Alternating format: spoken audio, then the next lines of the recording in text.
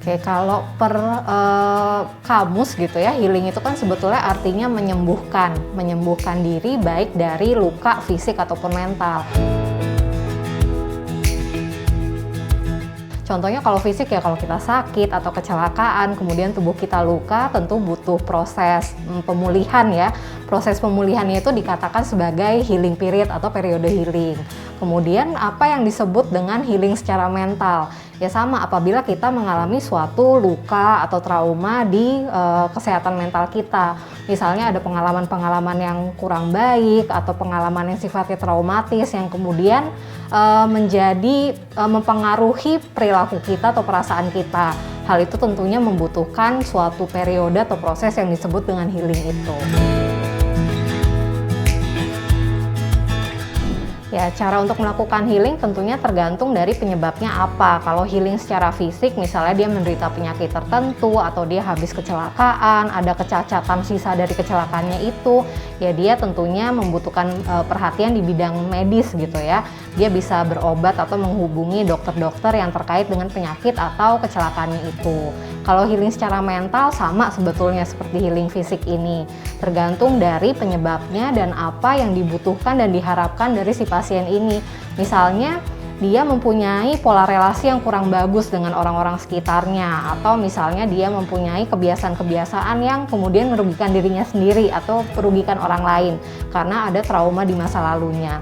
Apabila kondisinya seperti itu, tentunya dia membutuhkan healing dengan cara konsultasi ke profesional kesehatan mental. Iya, betul sekali. Arti healing sekarang itu sepertinya terpengaruh dari media ya, dari pop culture gitu. Baik di luar negeri ataupun di Indonesia sendiri banyak sekali orang-orang, terutama anak muda gitu ya, menggunakan istilah healing ini sebagai cara untuk menyembuhkan dirinya. Sebetulnya kalau coba kita telaah, si istilah healing yang ada sekarang ini lebih mengacu pada bagaimana cara kita menurunkan stres gitu. Stres kan macam-macam ya, ada di sekolah atau di pekerjaan, di keluarga.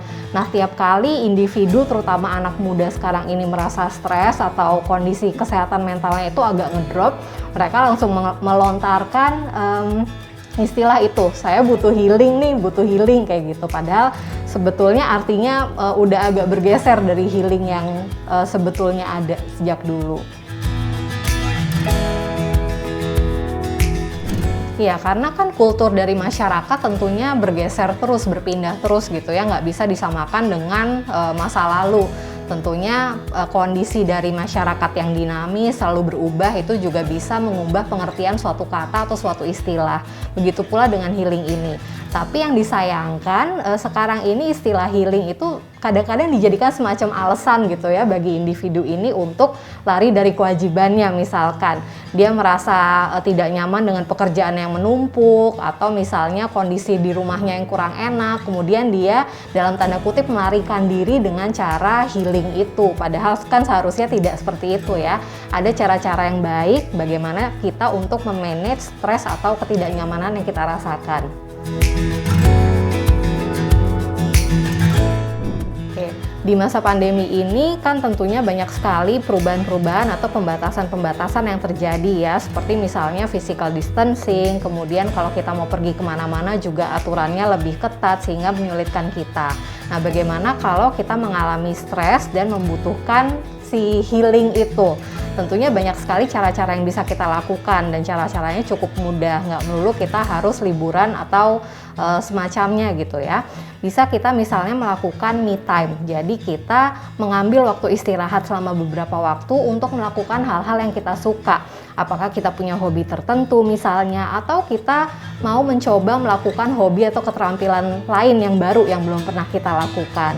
Kemudian cara satu lagi yang sebetulnya lumayan penting nih dalam masa pandemi itu adalah tetap terkoneksi dengan orang-orang lain yang kita sayangi gitu. Dan cara kita berkoneksi ini, terima kasih karena sudah ada teknologi yang sekarang begitu berkembang ya. Kita bisa melakukan panggilan lewat telepon misalnya, atau video call dan lain sebagainya. Nah, hal-hal ini bisa kita lakukan untuk tetap membantu supaya kesehatan mental kita tetap prima selama masa pandemi ini.